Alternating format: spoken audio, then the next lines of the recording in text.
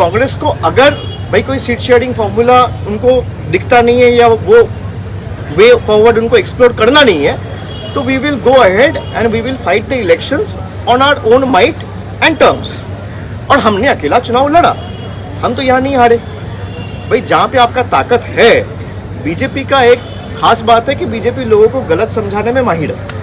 अब बीजेपी ने ये बता दिया कि भाई केजरीवाल 5 साल तक तो थे ही, 2012 से 13 से उनका सरकार है, 20 साल में भी 2020 में भी कोविड के पहले वो चुन के आए, 5 साल हो गया उसने कुछ किया नहीं।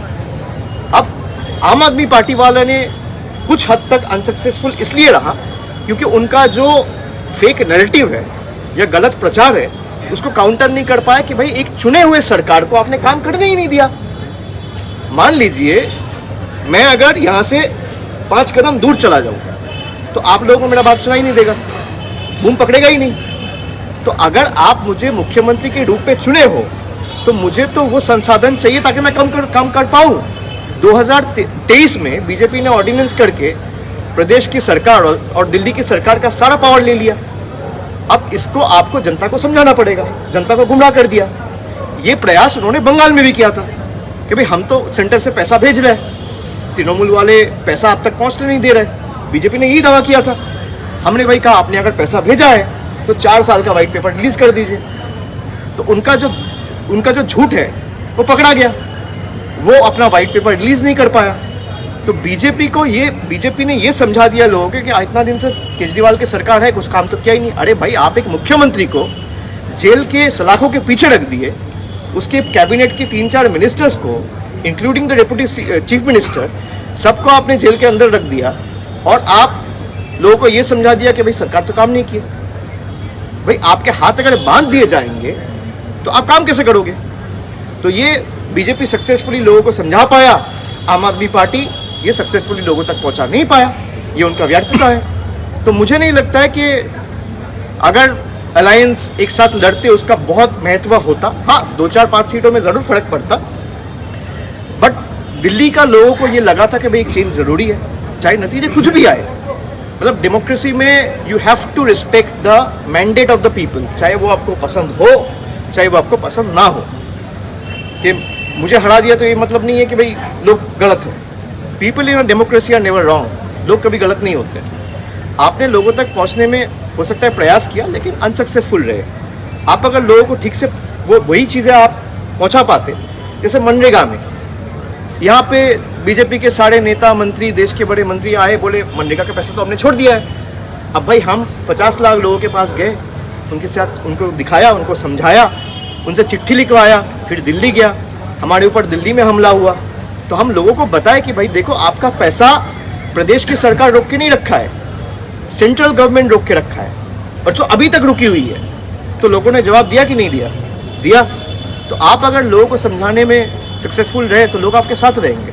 तो मुझे लगता है इस हार से सीखना चाहिए और आगे और मजबूती से कैसे लोगों तक पहुँचे, संसाधन और मजबूत कैसे किया जाए उस पर प्रयास करना चाहिए। क्या 26 में तृणमूल अकेली लड़ेगी बंगाल में चुनाव? वो तो बोल ही दिया ना दीदी ने, और हम लोग तो अकेले ही लड़े हैं 26 तो अभी 1 साल बाकी है। हम लोग 21 में अकेले लड़े हैं, हम लोग 24 में अकेले लड़े हैं, हम लोग 19 में अकेले लड़े हैं, हम लोग 14 में अकेले लड़े हैं, हम लोग 16 में अकेले लड़े हैं। और अकेला लड़के हम लोग शानदार प्रदर्शन किया है, तो अकेले ही लड़ेगा। BJP says that they will win with huge margin in 2026 after they have got Delhi, Odisha. नहीं, वो तो बीजेपी ने 2020-21 में ही बोला था कि will get 200 seats in Bengal, इस बार 200 पार। बीजेपी ने तो ये भी कहा था कि बंगाल में हम 30 सीट जीत के आएंगे। देश के बीजेपी के जितने भी बड़े नेता मंत्री हैं सब तो यही कहते हैं कि पूरा देश में जितने भी राज्य है और स्टेट्स हैं सबसे अच्छा प्रदर्शन हमारा बंगाल से रहेगा। और जहाँ उनका 18 सीट था वो 12 हो गया। कहने और करने में बहुत फ़र्क है। कहने में कुछ भी दावी करें, कहने में आप 294 को 294 बोलते, उसमें क्या है? মুখ্যমন্ত্রী অভিযোগ করছে 2026 ভোটের আগে বিভিন্ন বিধানসভায় 25 থেকে 30 হাজার লোক বাইরের রাজ্য থেকে এখানে আসছে, অনলাইনে আধার কার্ড এটা করেছে, এটা দিল্লিতে করেছে। আমি কেন বলছি, আপনি যদি দেখেন ভোটের মেশিনারি যারা সিরিয়াসলি করে তারা এটা বুঝতে পারবে যে দিল্লিতে আপনি যদি দেখেন ভোটার তালিকায় গত মানে 2024 লোকসভা নির্বাচন থেকে শুরু করে বিধানসভা দিল্লি নির্বাচন মানে June, July, August, September, October, November, December, January, এই যে 8 মাস 8 মাসে 4 লক্ষ লোকের নাম নথিভুক্ত করা হয়েছে বাড়তি, যেটা গত 14 বছরে হয়নি। এটা তো হয়েছে। এবার এটা যারা ধরুন লড়াই করছে, এক্ষেত্রে বিজেপির সাথে লড়াই ছিল আম আদমি পার্টি। আম আদমি পার্টি হয়তো সেটা ধরতে পারেনি, আমি যেটা বললাম যে কিছু কিছু জায়গায় নিশ্চিতভাবে ওরা মানুষের কাছে সঠিক তথ্যটা পরিবেশন বা মানুষের কাছে পৌঁছাতে পারেনি, অক্ষম হয়েছে। এটা তো স্বাভাবিকভাবে তাদের ব্যর্থতা, তো অস্বীকার করার জায়গা নেই। কিন্তু এটা অনেক জায়গায় হয়েছে, যেমন নিউ দিল্লি অ্যাসেম্বলি কনস্টিটিউয়েন্সিতে বিধানসভায় আপনি যদি দেখেন যে 2020 নিরিখে প্রায় 20,000 ভোটার কমে গেছে, মানে ভোটার লিস্টে 20,000 ভোটার কমে গেছে। আবার কিছু কিছু জায়গায় 30,000 ভোটার বেড়ে গেছে একটা বিধানসভায়। এরকম দিল্লিতে যে 70টা বিধানসভা রয়েছে সব মিলিয়ে প্রায় 4 লক্ষ 4.5 লক্ষ লোকের নাম এক্সট্রা নথিভুক্ত করা হয়েছে, এবং সেটা 7-8 মাসের ব্যবধানে। এটা আমার কাছে খুব একটা জেনুইন বলে মনে হয় না। তাহলে কমিশনের ভূমিকা নিয়ে কি বলবেন? কমিশনের ভূমিকা আপনারা তো দেখেছেন সবাই। কমিশনের ভূমিকা নিয়ে যত কম বলা যায় তত ভালো, গলা বিশ্রাম পাবে।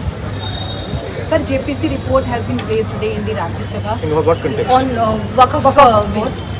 Tomorrow that same bill will be placed in the Lok Sabha, but the thing is that some of the opposition statement or the things they have said has been crossed out. JPC तो अब देख ही रहा है, किसी को बोलने का कोई इंडिपेंडेंस है नहीं, कोई स्वतंत्रता है नहीं, एक तरफा चला रहे।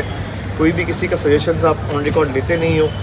मतलब ठीक है, अब लोग देख रहे हैं, पीपल आर वॉचिंग।